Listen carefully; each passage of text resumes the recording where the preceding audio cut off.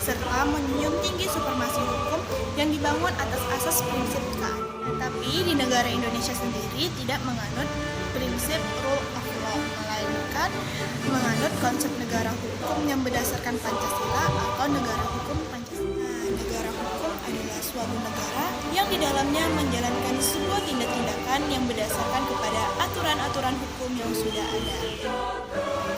Nah, ciri-ciri negara hukum itu ada 3. Yang pertama, adanya supremasi hukum dalam aturan-aturan hukum. Yang kedua, adanya kesamaan derajat di dalam hukum. Yang ketiga, adanya jaminan perlindungan HAM oleh hukum. Indonesia sebagai negara hukum.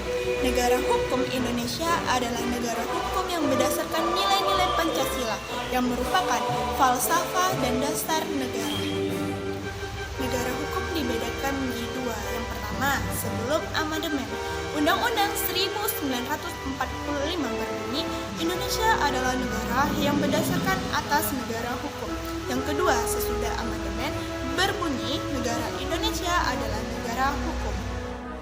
Nah, beberapa hal yang mencerminkan sebagai negara hukum. Yang pertama, Undang-Undang 1945 Pasal 1 ayat 3 Bab 10 Pasal 27 ayat 1 menyatakan bahwa segala warga negara bersama kedudukannya di dalam hukum dan pemerintah wajib menjunjung hukum dan pemerintahan itu tidak ada kecuali.